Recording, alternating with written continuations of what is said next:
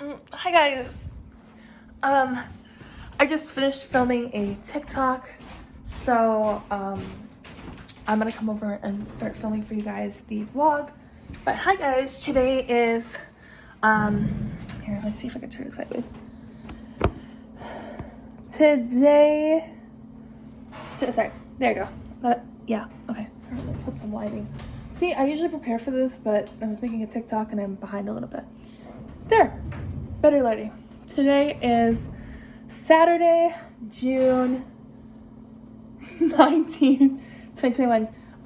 There is a today actually is, like I said, today is Saturday, June 19th, also known as Juneteenth. And for those of you who don't know, there's actually a history behind today's date, starting back when African Americans who were slaves for the longest time, were finally given this. On Juneteenth, they were given the right.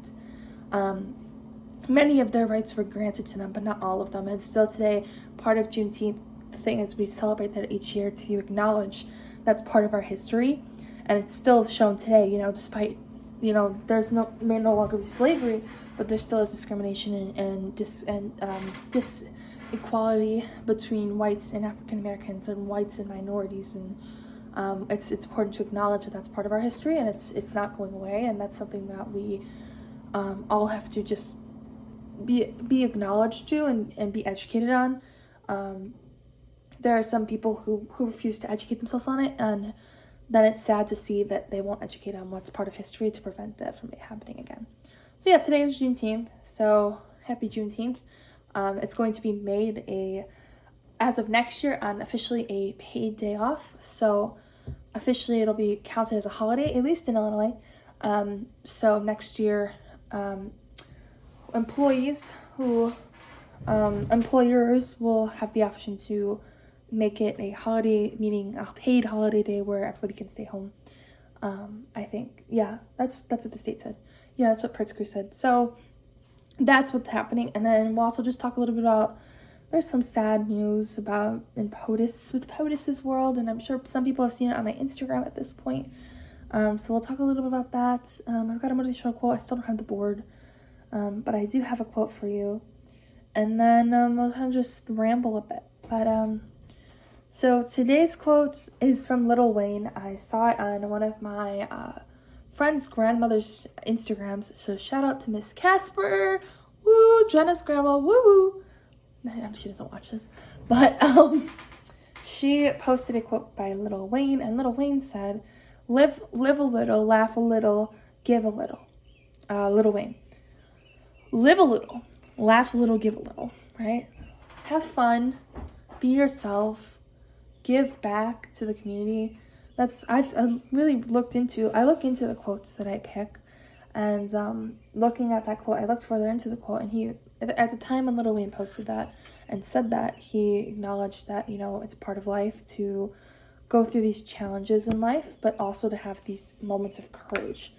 And it's a great opportunity to just be oneself and be who you are without feeling reprimanded or any of that. So live a little, go have fun, be yourself, live a little, give a little, laugh a little bit in your life. You're not always going to be around with the people that you're with now to laugh with. So, and give a little, give back to your community, go to a charity event, hold the door for someone, walk an elder across the street, whatever it is. I keep playing with my hair, but yeah, just do something to give it back, but just also remember that this is the one chance you got in life, and any opportunities granted to you, take advantage of it.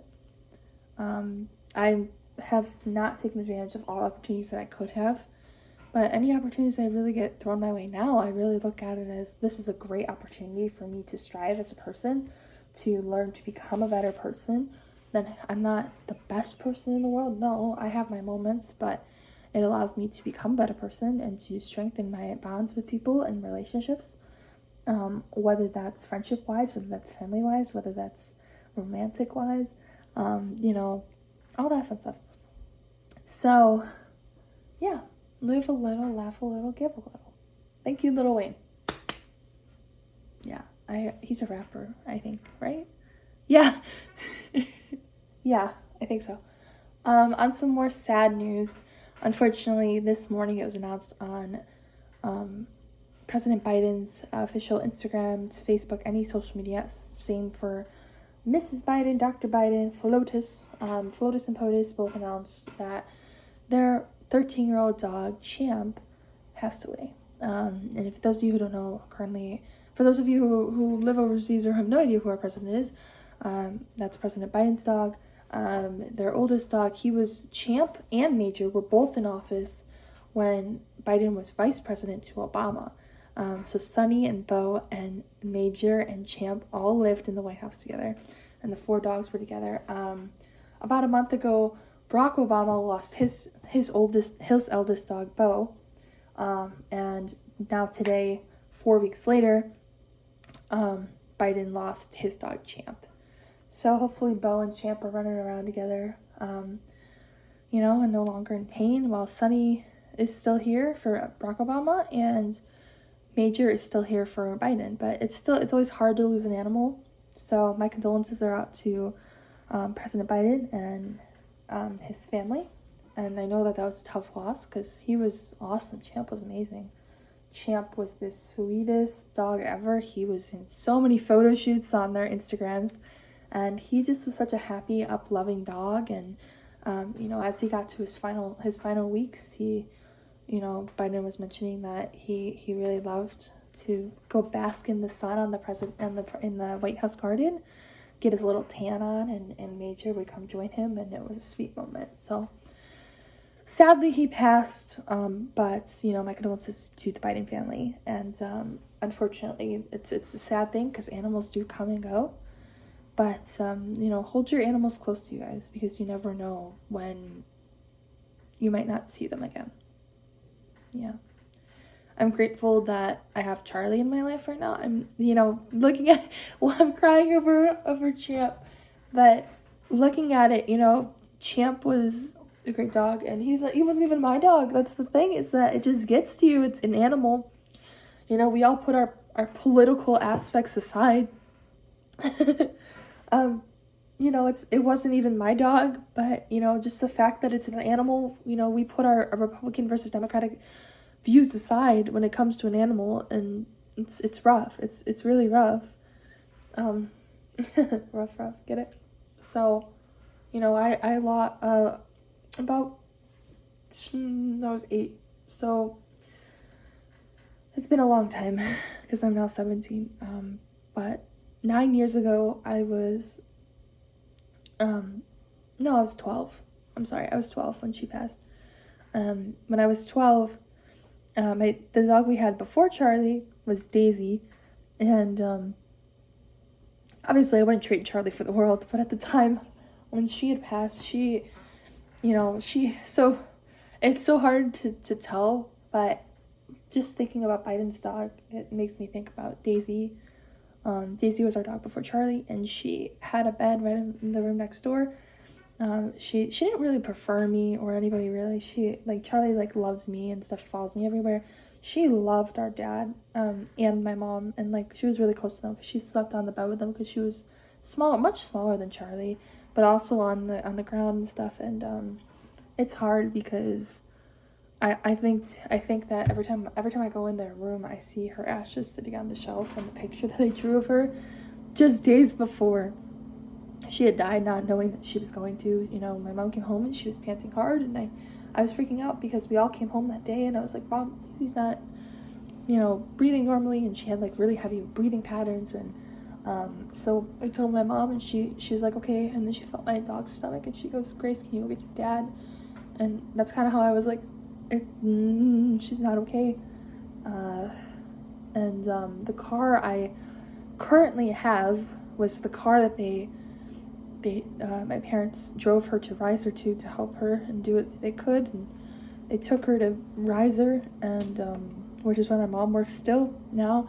And the last time I saw Daisy, that was the last time I saw Daisy, was in the trunk of I'm sorry, the car that I currently have, which is my Hyundai, which I've upgraded with and done stuff to, that exact trunk was the place I said goodbye to her. I said goodbye to Daisy, and it was really hard saying goodbye to her, because I thought, you know, she was gonna come home, but she didn't. You know, they had to go to my grandparents because, you know, at the time we were young, and so couldn't stay home alone because you had to be 14 to stay home.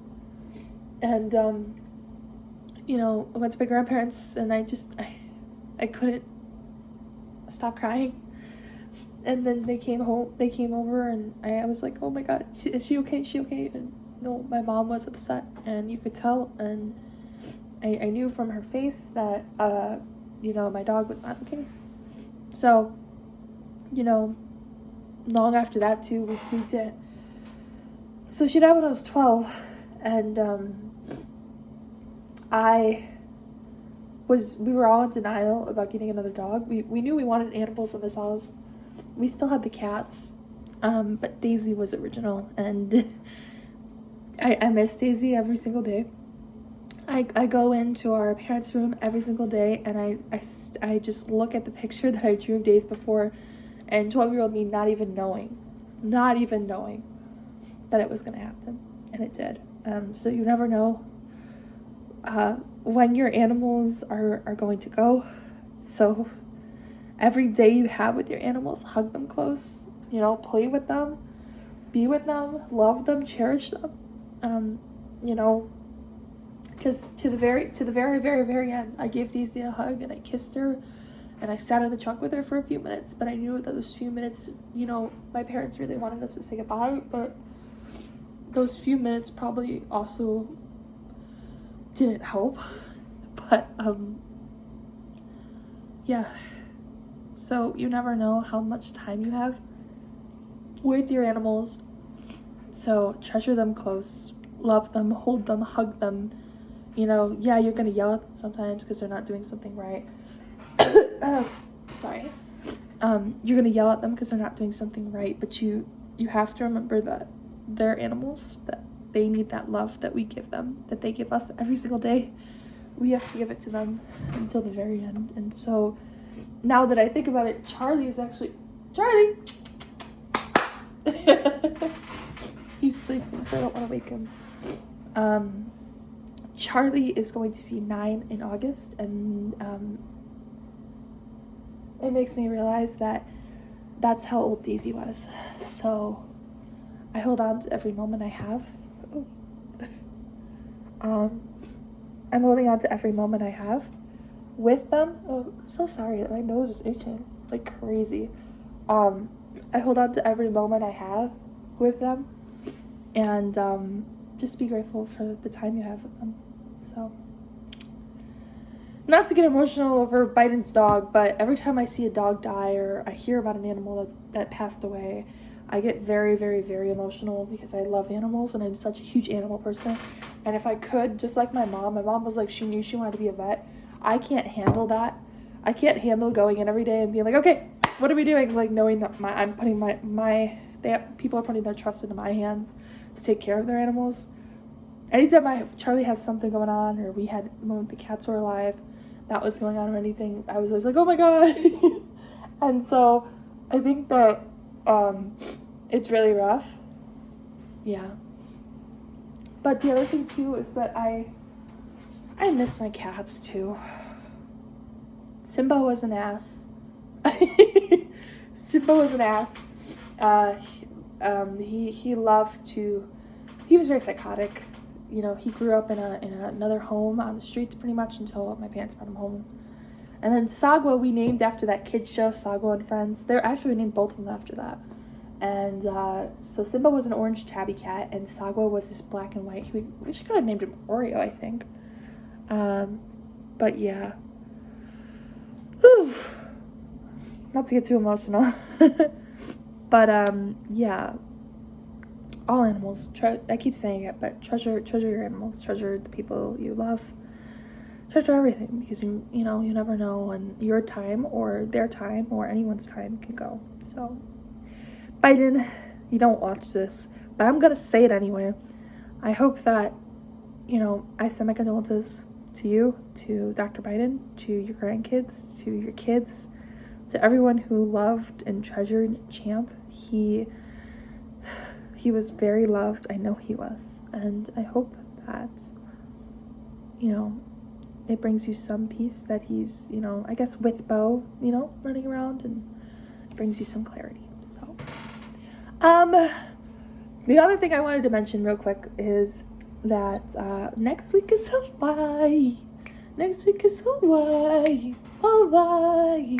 Hawaii. So, I have found it's so right now it's 2:30 here, right? Yeah. Oh yeah, it's 2:30. Okay, so it's 2:30 here. And which means in Hawaii, it's not even the afternoon yet. If it's 2:30 here, it's 9:30 there. I'm jealous, but no, at the same time. So our 9-hour flight is next Saturday, and we come back. So next Saturday, so there's Saturday, Sunday, Monday, Tuesday, Wednesday, Thursday, Friday, Saturday, Sunday. So we have 9 days in Hawaii. We fly back early. At 4 o'clock Hawaii time, 4:30. That month. Oh, I'm so sorry. That Monday, we fly back on that Monday. So yeah. We fly back that following Monday at 4:30 Hawaii time, which is 9:30 here, but we get in at Chicago time at like 5 a.m. So I'm gonna be so jet lagged. So that Monday is actually my friend's birthday. I feel so bad. I'm like, oh, it's gonna be her birthday, and I'm not gonna be here to celebrate, which is gonna suck. So we fly in early on that Monday. Well, we get in early that Tuesday, I'm sorry, because we leave Monday. I'm so, so yeah, we come in. Our flight is 4:30 from the Maui airport. 4:30, meaning that we come in at 4:30.